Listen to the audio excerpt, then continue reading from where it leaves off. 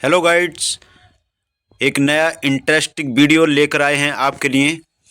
Video में बहुत मज़ा आने वाला है और ध्यान से देखना समझना है।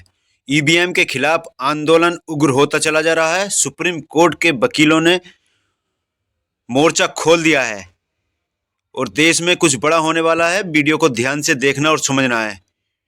वीडियो में बहुत मज़ा आएगा। वीडियो को स्किप बिल्कुल ना करें, पूरा वीडियो देखें और वीडियो पसंद आए तो वीडियो को लाइक ज़रूर कर दिया करें।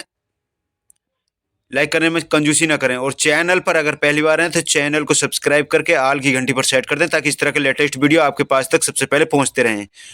और वीडियो को ज़्यादा से ज़्यादा दोस्तों को और ज़्यादा से ज़्यादा ग्रुपों में शेयर करें ताकि सभी को जानकारी रहे देश में क्या होने वाला है। तो बिना देर किए आपको ले चलते हैं वीडियो की तरफ। वीडियो बहुत इंटरेस्टिंग होने वाला है। 31 तारीख को बामसेफ ने जो कॉल दी है ईवीएम हटाने के लिए, रिटर्निंग ऑफिसर अभी देश में 543 बनेंगे लोकसभा का चुनाव कराने के लिए। एक एक ऑफिस के बाहर हमें हजारों की संख्या में बैठना है। जैसे मुकाबला होगा, ईवीएम से चुनाव नहीं होने देंगे। हमने 50 मशीनें मांगी ना सिर्फ, कितनी ज्यादा डर लग गया। अब एक एक को जाके दिखा रहे हैं झूठ अपना कि नहीं नहीं ईवीएम की मशीनें ठीक होती हैं। पहले कहते थे मशीन देखने ही नहीं देंगे, कुछ नहीं होगा। तो दूसरा एक आंदोलन चल रहा है देश में, जिसके लिए अभी यूजीसी ने, हम लोगों ने पकड़ लिया ना, अम्बेडकरवादियों ने तो फौरन बैकफुट पे चले गए। ये अपराध है, हम इसके खिलाफ एफआईआर कराने जा रहे हैं। हमारे सारे प्रोटेस्ट पीसफुल होते हैं। हमारे ऊपर दिल्ली यूनिवर्सिटी में लाठीचार्ज भी हुआ, भानु जी और हम पे। पहला मुद्दा तो ये है, समझ लो आप लोग ध्यान से। पहला मुद्दा है ईवीएम। इस वक्त ईवीएम के लिए जहां जहां भी आंदोलन हो रहा है वहां भारी संख्या में जाके ईवीएम का विरोध करें। हम लोगों ने जो ईवीएम हटाओ संयुक्त मोर्चा ने जो प्रोग्राम दिया है, और अभी 31 तारीख को बामसेफ की एक बहुत बड़ी कॉल है जंतर मंतर पे। आप सभी लोगों को, और आप सब लोगों को नहीं, अपने साथ कम से कम 10-10, 20-20 लोग लेके, आप सब जागरूक लोग हो। 31 तारीख को पहले, सबसे पहला काम, 31 तारीख को बामसेफ ने जो कॉल दी है ईवीएम हटाने के लिए, उसमें सबको जाना है। हम सब लोग जा रहे हैं, हम सब लोग पूरी ताकत से जा रहे हैं। मैं सब लोगों से आह्वान करता हूं कि 31 तारीख के प्रोग्राम को ऐतिहासिक प्रोग्राम बना के इलेक्शन कमीशन को मजबूर करना है कि पेपर बैलेट से ही चुनाव होगा, ईवीएम से नहीं होने देंगे हम।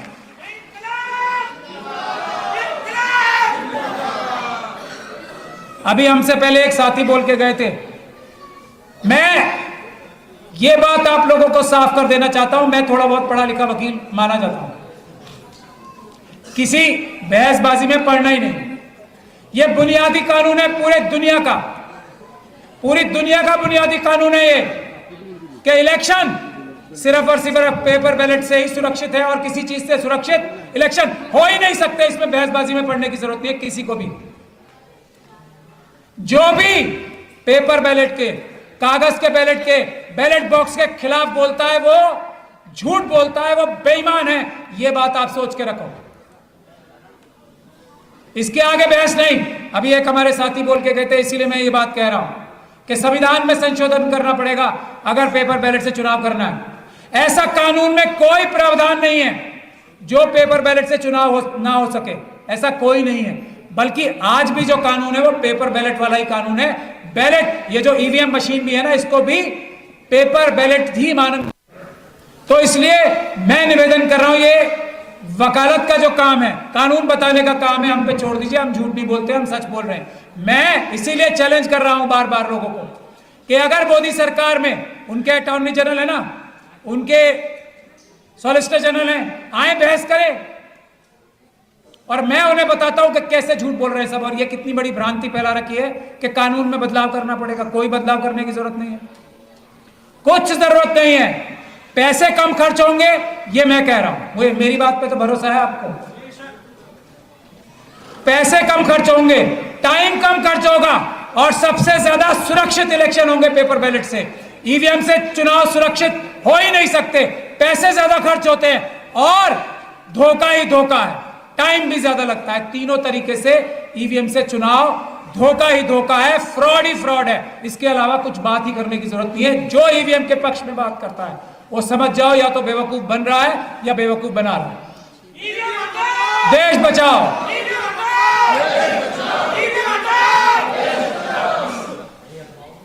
तो 31 तारीख को, और हम लोगों का आह्वान है, एक एक व्यक्ति भी जो कहीं भी ईवीएम का सेंटर है ना, जैसे रिटर्निंग ऑफिसर अभी देश में 543 बनेंगे लोकसभा का चुनाव कराने के लिए, एक एक ऑफिस के बाहर हमें हजारों की संख्या में बैठना है, जैसे सीएनआरसी के प्रोटेस्ट में किसान आंदोलन में बैठे थे। हमें इस तरह का देश में माहौल बनाना है, जैसे SC/ST एक्ट जब हटाया था 2018 में अप्रैल 2 को, वो माहौल देश में क्रिएट करना है। जब ये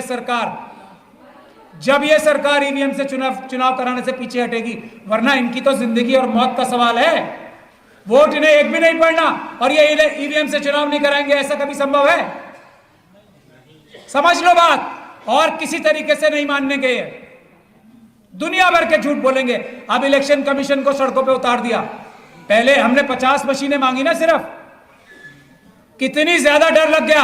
अब एक एक को जाके दिखा रहे हैं झूठ अपना कि नहीं नहीं ईवीएम की मशीनें ठीक होती हैं। पहले कहते थे मशीन देखने ही नहीं देंगे। बड़ी बड़ी पॉलिटिकल पार्टीज को मशीन देखने के लिए नहीं दी इन्होंने। अब एक एक गांव में जाके, एक एक गली में जाके क्यों दिखा रहे हैं? क्योंकि हमने इन्हें बेनकाब कर दिया। और ये बात जानते हैं जब अम्बेडकरवादी खड़े होते हैं, वैसे नहीं डर रहे हैं ये। जब अम्बेडकरवादियों ने कमर कस ली है, अब मुकाबला होगा। चाहे पुलिस लाए, चाहे ये अपने आरएसएस के गुंडे लाएं, मुकाबला होगा। ईवीएम से चुनाव नहीं होने देंगे, किसी हालत में नहीं होने देंगे, किसी कीमत पे नहीं होने देंगे। जिसकी जो ताकत लगा ले। देश बचाओ।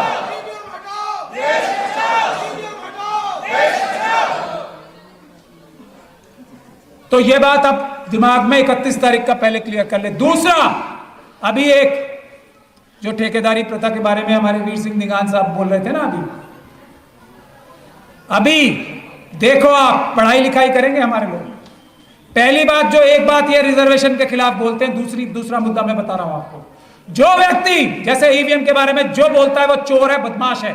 जो ईवीएम का सपोर्ट करता है वो डकैत, लुटेरा, चोर, बेईमान, देशद्रोही है। सीधी बात। उसी तरीके से रिजर्वेशन के खिलाफ जो बोलता है वो बेईमान, चोर, लुच्चा, लफंगा, लुटेरा सब है। बात ध्यान से समझ ले। जो रिजर्वेशन से किसी भी नौकरी में जाते हैं वही ईमानदार हैं, उन्हीं के पास दिमाग है। जो रिजर्वेशन से नहीं जाते वो कमअक्ल है, बेवकूफ है, गधे हैं। करे केस मेरे ऊपर, मैं साबित करूंगा। ये बात अपने दिमाग में क्लियर कर ले। हम ये बात क्यों कहते हैं? सुप्रीम कोर्ट की जजमेंट है, रिजर्वेशन मींस मीडियोक्रिटी, मतलब रिजर्वेशन को सुप्रीम कोर्ट ये बोल रही है कि जो क्वालिटी है कॉम्प्रोमाइज होती है। इससे बड़ा झूठ दुनिया में कोई नहीं होता, हो ही नहीं सकता। वोट हमारा, राज तुम्हारा। दूसरा मुद्दा रिजर्वेशन का, वीवीपैट। मैं फिर बोल रहा हूं, जो भी किसी तरह की भी बात करता है, वीवीपैट भी धोखा है, सब धोखा है, सब फ्रॉड है, सिर्फ पेपर बैलेट। किसी बात ही नहीं करनी। जब हमने रिजर्वेशन का मुद्दा, ये खुल के हम ये बोल सकते हैं कि रिजर्वेशन वाले जो हैं उनको काम करना नहीं आता। खुलेआम बोल रहे हैं ना ये। इसी ग्राउंड पे हमें नॉट फाउंड सूटेबल करते हैं ना ये। एनएफएस क्या होता है? Not found suitable. खुलेआम करते हैं। हम लोग पता नहीं क्यों बैकफुट पे रहते हैं, डिफेंस करते हैं। ये जो इंटरव्यू लेने वाले हैं, मैं आज ऐलान कर रहा हूं, ये नेवर फाउंड सूटेबल है। जो इंटरव्यू लेने बैठते हैं, नेवर फाउंड सूटेबल। जो इंटरव्यू लेने बैठेगा उसके मन में एकलव्य का कॉन्सेप्ट होगा। समझ में आती है बात आप लोगों की? हजारों साल से द्रोणाचार्य पुरस्कार देते हैं ना। ये क्या है द्रोणाचार्य पुरस्कार? क्या है कॉन्सेप्ट द्रोणाचार्य साहब का? एकलव्य का कॉन्सेप्ट है ना। और उसको अपना द्रोणाचार्य पुरस्कार उसको देते हैं जिसको ये टीचर मानते हैं। सही बात है ना। और कुछ चाहिए सबूत, और कुछ सबूत भी चाहिए। जो आइडल है वो एकलव्य का कॉन्सेप्ट है। फिर भी एकलव्य को यह बताना पड़ेगा कि मैं सबसे बड़ा धनुर्धर मैं ही हूं, ये बताना पड़ेगा।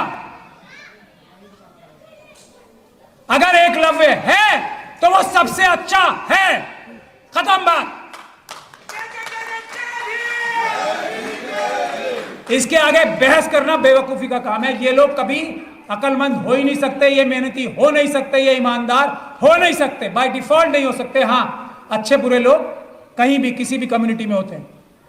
अंबेडकरवादियों में भी कई बेईमान हो सकते हैं, कम होते हैं, और उधर भी हो सकते हैं, वहां ज्यादा होते हैं।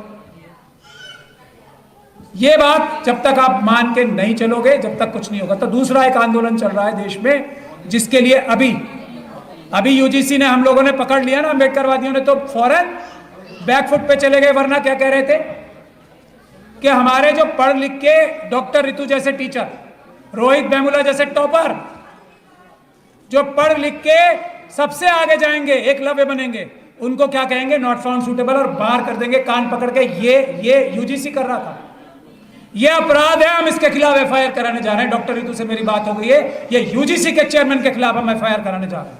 ये कैसे निकाला ऑर्डर, कैसे निकाला ये ऑर्डर? तो दूसरा बड़ा आंदोलन इस वक्त चल रहा है देश में, यूनिवर्सिटीज में आंदोलन खड़े होते हैं किसी भी देश के, तो ईवीएम का और जो ये यूनिवर्सिटी का डॉक्टर ऋतु का आंदोलन चल रहा है, 6 तारीख का है। उसमें हजारों नहीं लाखों की संख्या में आए। ईवीएम के लिए भी 31 तारीख को और 6 तारीख को दिल्ली यूनिवर्सिटी गेट नंबर 4 पे, दिल्ली यूनिवर्सिटी गेट नंबर 4 सुबह 10 बजे, और 31 तारीख को जंतर मंतर। ये हमारा रास्ता है, इसके अलावा सब मिथ्या है। और की ईवीएम के खिलाफ हर रिटर्निंग ऑफिसर के ऑफिस के बाहर, और जहां जहां इनके पेपर बैलेट्स नहीं, ये ईवीएम की मशीनें जहां जहां जिस वेयर हाउस में है, उसके बाहर परमानेंट प्रोटेस्ट लगाने की जिम्मेदारी जो लेता है, इस वक्त सबसे बड़ा अंबेडकरवादी वही, इस वक्त सबसे बड़ा संविधानवादी, इस वक्त सबसे बड़ा देशभक्त वही है, जो इन 2 कामों में हमारा साथ देता है, जो इन 2 कामों में आगे बढ़ के लड़ाई करने को तैयार। बस मेरा टाइम पूरा हो गया। मैडम भी बार बार खड़ी हैं पीछे। मेरी यही 2 गुजारिश है, बहसबाजी बंद, भाषणबाजी बंद, सड़क पे उतर के खून पसीने के लिए हम लोगों को तैयार होना है। हमारे सारे प्रोटेस्ट कानूनी होते हैं, हमारे सारे प्रोटेस्ट पीसफुल होते हैं। हमारे ऊपर दिल्ली यूनिवर्सिटी में लाठीचार्ज भी हुआ, भानु जी और हम पे, ऋतु पे और हम पे, चंद्रशेखर आजाद और हम पे, मंजीत नौटियाल साहब और हम पे, सब पे, कितने भाई हमारे यहाँ बैठे हैं, सब पे लाठीचार्ज हुआ। पलट के हमने कुछ नहीं किया, चुपचाप लाठियां खाई, लेकिन हमारा आंदोलन और बड़ा हो रहा है। यही हमारी ताकत है, पीसफुल प्रोटेस्ट, मगर पीछे नहीं हटेंगे। जय भीम, जय संविधान, जय